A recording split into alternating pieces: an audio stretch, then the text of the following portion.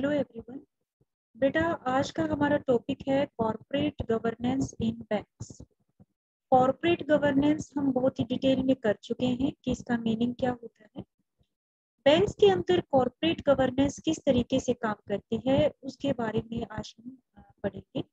तो बैंकिंग का अगर हम आज के मॉडर्न टाइम की अगर बात करें, इससे कहीं पहले शुरुआत हो गई थी। हमारे जो इंडिजीनियस जो बैंकिंग सिस्टम था, जिसमें महाजन थे, सेठ थे, ठीक है। तो वही क्या करते थे, जो बड़े बड़े बिजनेसमैन एक तरीके से थे, वो पैसे का लेने देने का काम करते थे। लेकिन धीरे धीरे फिर ये जो इंडिजीनियस करेक्टरिस्टिक्स थी बैंकिंग की, वो मॉडर्न बैंकिंग की तरफ मूव होती गई। और 18th सेंचुरी के अंदर हमारा जो मॉडर्न बैंकिंग था उसकी शुरुआत हुई। सबसे पहला जो बैंक बना था that was bank of Bengal. और उसके that was general bank of India. And उसके बाद बैंक ऑफ हिंदुस्तान बना। तो ये 18th सेंचुरी के पहले बैंक थे जो मॉडर्न बैंकिंग में जिनको इंट्रोड्यूस किया गया। उसके बाद 3 प्रेसिडेंसी बैंक स्थापित किए गए, bank of Bengal, bank of Bombay and bank of Madras. तो ये तीनों बैंक एक तरीके से सेंट्रल बैंक के मैक्सिमम, जिस तरीके से सेंट्रल बैंक काम करता है उस तरीके से ये तीनों बैंक उस टाइम काम उन्होंने किया। लेकिन बाद में 1925 के अंदर इनको मर्ज कर दिया, 1925 के अंदर मर्ज कर दिया गया और इंपीरियल बैंक ऑफ इंडिया की स्थापना। ये सारे नाम आप पहले सुन चुके हो बैंकिंग के अंदर। तो कैसे शुरुआत हुई इंपीरियल बैंक की? आपके जो प्रेसिडेंसी बैंक थे 3, उनको मर्ज कर दिया गया 1925 के अंदर और इंपीरियल बैंक ऑफ इंडिया की स्थापना। उसके बाद जो मेजर जो चेंज आया था वो आया था 1969 के अंदर, जिसमें 14 जो बैंक थे उनका नेशनलाइजेशन कर दिया गया। बेसिकली वो प्राइवेट बैंक थे, कॉमर्शियल बैंक्स। और 1980 के अंदर फिर दोबारा से 6 जो प्राइवेट कॉमर्शियल बैंक्स थे उनका नेशनलाइजेशन किया गया। तो बेसिकली अगर हम इंडियन कंटेक्स्ट के अंदर बात करें तो 2 टाइप के बैंक होते हैं, एक होता है शेड्यूल्ड, एक होता है नॉन शेड्यूल्ड। जो शेड्यूल्ड बैंक होते हैं वो रिजर्व बैंक की सेकंड लिस्ट के अंदर क्या होती है, लिस्टेड होते हैं। तो उनको शेड्यूल्ड बैंक कहा जाता है। और बाकी के जो बैंक होते हैं वो नॉन शेड्यूल्ड कैटेगरी के अंदर। इनको शेड्यूल्ड कॉमर्शियल बैंक का नाम बेसिकली इनको दिया गया है। और ये कई टाइप के हो सकते हैं, आपके फॉरेन बैंक हैं, नेशनलाइज्ड बैंक है, इसके अलावा रीजनल रूरल बैंक है, या फिर आपके अदर शेड्यूल्ड बैंक इस कैटेगरी के अंदर आते हैं। बेसिकली जब आपका 1969 के अंदर नेशनलाइजेशन हुआ और 1980 के अंदर 6 बैंकों का नेशनलाइजेशन हुआ, तो total 20 bank nationalised bank category के अंदर आए। लेकिन उनमें से भी कुछ 2 बैंकों को क्या कर दिया, मर्ज कर दिया। तो 20 के बजाय जो 19 की जो संख्या है उस टाइम रह गई। तो 19 उस टाइम क्या था कि नेशनलाइज्ड टोटल बैंक्स थे। उसके बाद जो स्टेट बैंक ऑफ इंडिया था, बेसिकली उसका अपना एक अलग एक्ट है, उसके अकॉर्डिंग उसको नेशनलाइज्ड किया गया उस एक्ट के अंदर। That was state bank of India act 1955। तो उसी एक्ट के अकॉर्डिंग एसबीआई क्या करता है, काम करता है। इसके अलावा कुछ नेशनलाइज्ड बैंक ऐसे हैं जो कि कंपनीज एक्ट 2013 के अंदर रजिस्टर्ड, तो उनके ऊपर कंपनीज एक्ट के जो प्रोविजंस हैं, जो लॉ है, वो लागू होते हैं और बैंक को उनके अकॉर्डिंग ही क्या करना किया जाता है, रेगुलेट किया जाता है। आगे बात आती है गवर्नेंस की, कि बैंक की जो रेगुलेशन बॉडीज है वो कौन कौन सी है जो उनको कंट्रोल करती है, रेगुलेट करती है। तो उसके बारे में हम थोड़ा सा डिस्कस करते हैं।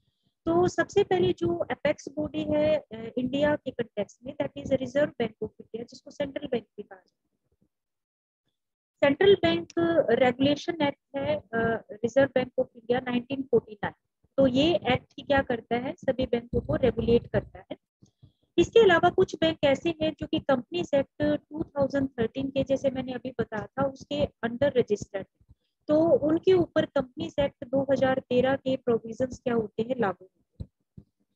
इसके बाद पॉइंट आता है कि banking companies acquisition and transfer of undertaking act बना था 1970 और 1980 के अंदर।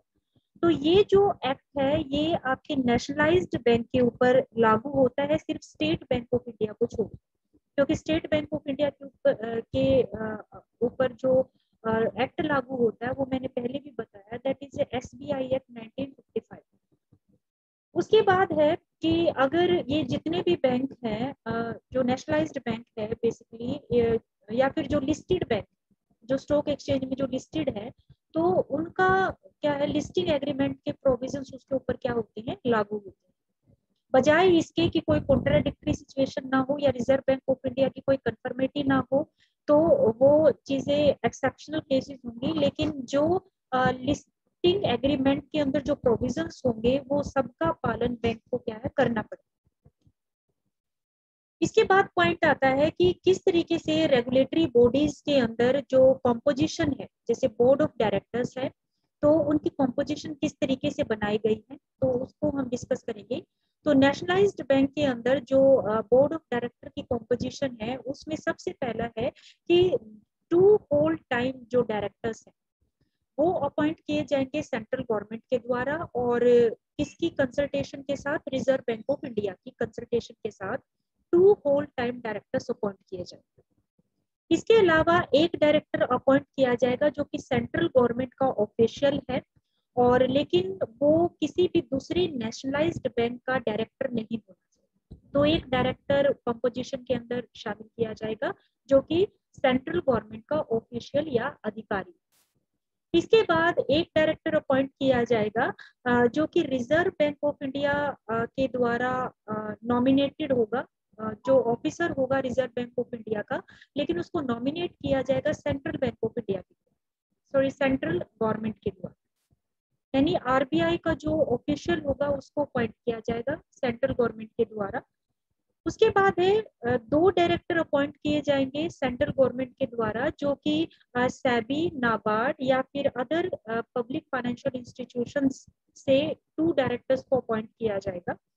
और किसी भी ऐसे इंस्टीट्यूशन से 2 डायरेक्टर्स हो सकते हैं जो कि पब्लिक फाइनेंशियल इंस्टीट्यूशंस है, जिसमें सेंट्रल गवर्नमेंट की पेड अप कैपिटल के अंदर जो पार्टिसिपेशन है वो एटलीस्ट 51% या उससे ज्यादा है, तो उसमें उनमें से भी अपॉइंट कर सकती है सेंट्रल गवर्नमेंट 2 डायरेक्टर्स को, उससे ज्यादा नहीं। इसके अलावा एक डायरेक्टर अपॉइंट किया जाएगा जो कि वर्कमैन, एक ऐसा एम्प्लॉय जो कि वर्कमैन कैटेगरी के अंदर आता है, और इंडस्ट्रियल डिस्प्यूट एक्ट 1947 के अकॉर्डिंग वो डेफिनेशन में इंक्लूड होता है, तो उसको एज ए डायरेक्टर क्या किया जाएगा, इंक्लूड किया जाएगा।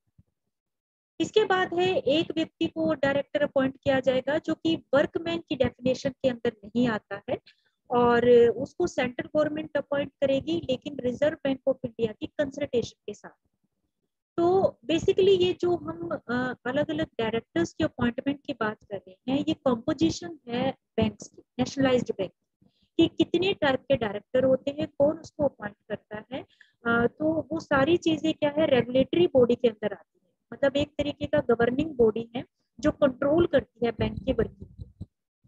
इसके अलावा एक डायरेक्टर होगा जो कि CA होगा, एटलीस्ट 15 साल तक वो CA की तरह काम कर चुका हो, 15 साल से कम उसका एक्सपीरियंस ना हो, तो उसको क्या किया जाएगा, डायरेक्टर अपॉइंट किया जाएगा। इसके अलावा कुल मिलाकर जो सेंट्रल गवर्नमेंट है वो 6 डायरेक्टर से ज्यादा को अपॉइंट नहीं कर सकती, लेकिन शेयर होल्डर्स है वो अपॉइंट कर सकते हैं, लेकिन उनके लिए कुछ अलग अलग कंडीशन है, वो डिपेंड करती है कि टोटल जो नंबर ऑफ शेयर्स इशूड है वो पेड कैपिटल का कितना है, तो उसके अकॉर्डिंग 3 कैटेगरीज बनाई गई हैं। अगर जो कैपिटल इशूड है वो टोटल पेड अप कैपिटल के 20% तक है, तो एक डायरेक्टर मतलब अगर जो टोटल आपकी जो इशूड कैपिटल है वो पेड अप कैपिटल के 20% तक है, उससे ज्यादा नहीं, तो ऐसी सिचुएशन में 2 डायरेक्टर्स को अपॉइंट किया जाएगा। और अगर आपकी इशूड कैपिटल 20 से ज्यादा है लेकिन 40 से कम है, तो ऐसी सिचुएशन में 4 डायरेक्टर्स को अपॉइंट किया जाएगा। और अगर 40% से ज्यादा की कैपिटल है तो ऐसी सिचुएशन के अंदर 6 डायरेक्टर्स अपॉइंट किए जाएंगे शेयर होल्डर्स के द्वारा, उनमें से ही। तो ये इनके अकॉर्डिंग क्या है, कंपोजिशन तैयार होती है बैंक की। इसके अलावा होल टाइम डायरेक्टर्स के बारे में कुछ एक टर्म्स और कंडीशंस बताई गई हैं कि जो होल टाइम डायरेक्टर होता है उसका जो टाइम पीरियड होगा वो 5 साल का होगा, लेकिन उसको दोबारा से री अपॉइंट किया जा सकता है। और होल टाइम के अंदर आपका जो मैनेजिंग डायरेक्टर है उसको भी शामिल किया जा सकता है। यानी मैनेजिंग डायरेक्टर को शामिल करते हुए होल टाइम डायरेक्टर ज्यादा से ज्यादा 5 साल के लिए अपॉइंट किया जाएगा, लेकिन अगर उसको रीअपॉइंट करने की परिस्थितियां हो तो उसको रीअपॉइंट भी करवाया जा सकता है, लेकिन एक ही टाइम में वो सिर्फ 5 साल के लिए ही काम करेगा। इसके अलावा अगर सेंट्रल गवर्नमेंट को लगता है कि जो होल टाइम डायरेक्टर है या मैनेजिंग डायरेक्टर है वो अच्छे से काम नहीं कर रहा है या उसके अंदर कुछ लूप होल है, तो वो उसको हटा भी सकता है, लेकिन हटाने के लिए 3 महीने का नोटिस उसको देना पड़ेगा। अगर नोटिस नहीं देते हैं, इमीडिएट उसको हटा रहे हैं, तो ऐसी सिचुएशन में 3 महीने की सैलरी विद ऑल अलाउंसेस पे करनी पड़ेगी। इसी तरीके से जो होल टाइम डायरेक्टर है और जो मैनेजिंग डायरेक्टर है, अगर वो खुद अपनी जॉब को छोड़ना चाहता है तो वो कर सकता है, लेकिन उसके लिए भी वो रूल एप्लीकेबल होगा कि उसको 3 महीने का नोटिस देना पड़ेगा। तो ये भी मैंडेटरी है। आगे हम बात करते हैं चेयरमैन। चेयरमैन कौन होगा बोर्ड का? सेंट्रल गवर्नमेंट को ये राइट है कि वो रिजर्व बैंक ऑफ इंडिया की कंसल्टेशन के साथ किसी भी एक डायरेक्टर को चेयरमैन अपॉइंट कर सकती है बोर्ड का। उसको राइट दिया गया है कि वो चेयरमैन को अपॉइंट कर सकती है। दूसरा क्या है कि अगर मतलब अगर जो चेयरमैन अपॉइंट किया है वो आपके मैनेजिंग डायरेक्टर की हैसियत से, यानी कि दोनों ही ऑफिस में, यानी चेयरमैन है बोर्ड का तो उसके ऑफिस में भी वो काम कर सकता है एक ही टाइम में, और जो मैनेजिंग डायरेक्टर की फॉर्म में वो काम कर रहा है तो वहां पर भी ऑफिशियली वो काम कर सकता है। यानी एक ही टाइम में दो तरीके के ऑफिस में वो अपनी ड्यूटी प्ले कर सकता है। तो ये भी राइट दिया गया है चेयरमैन को। इसके अलावा है बोर्ड्स की मीटिंग के बारे में अगर हम बात करें, बोर्ड अपनी मीटिंग साल में 6 बार बुलाएगा और क्वार्टर में कम से कम 1 बार उसको कॉल करनी पड़ेगी। और मीटिंग की जो जगह होगी, जो प्लेस होगा, वो हेडक्वार्टर होगा। नेशनलाइज्ड बैंक का जो हेड ऑफिस है वो होगा, लेकिन अगर वो प्लेस को चेंज करना चाहते हैं तो कोई और प्लेस भी वो डिसाइड कर सकते हैं मीटिंग के लिए।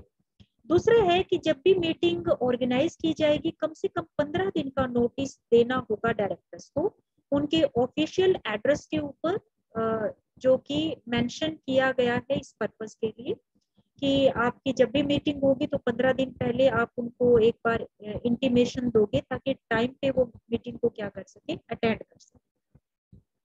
इसके अलावा है, अगर हम और बैंक के गवर्नेंस की अगर हम बात करें तो बहुत सारी कमेटीज बनाई जाती है बैंक में गवर्नेंस के लिए।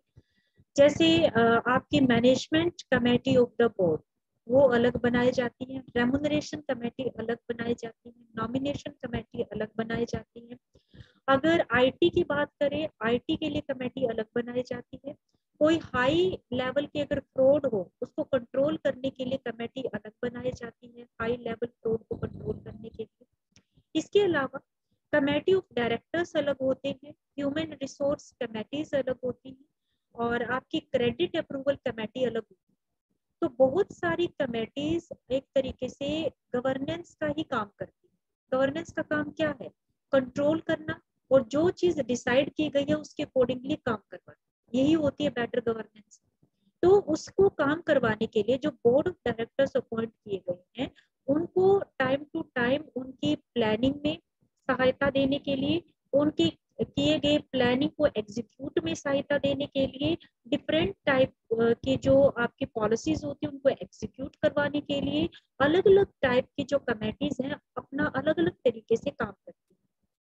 और हर कमेटी का अपना क्या होता है, एक अलग पर्पस होता है, अलग काम के लिए उसको रखा जाता है।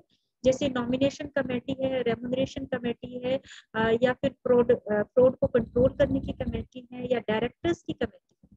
डायरेक्टर्स की कमेटी क्या है, वो डायरेक्टर्स को सपोर्ट करेंगे डिफरेंट टाइप की फंक्शनिंग में, ताकि वो जो अपना प्लानिंग का कंट्रोलिंग का काम है वो अच्छे से कर पाए। तो रेमुनरेशन का काम क्या है, रेमुनरेशन डिसाइड करना है, डायरेक्टर्स की अपॉइंटमेंट का काम करना है, उनको नॉमिनेट करना है, उनकी उनके जो एट्रीब्यूट्स है उनको डिसाइड करना काम है। तो ये जो सारी कमेटीज हैं वो कुल मिलाकर एक जो आपकी बैंकिंग सेक्टर है उसमें गवर्नेंस का काम करने में सपोर्ट करती है।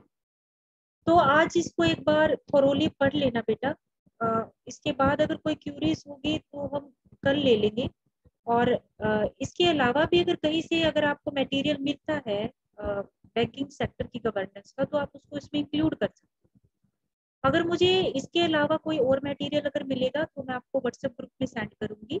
और इसमें से कोई भी टॉपिक अगर आपको लगता है कि कंफ्यूजिंग है, समझ नहीं आ रहा है, तो आप एक बार बता देना, उसको मैं और थोड़ा अलग तरीके से या इजी लैंग्वेज में तैयार करने की कोशिश करूँगी।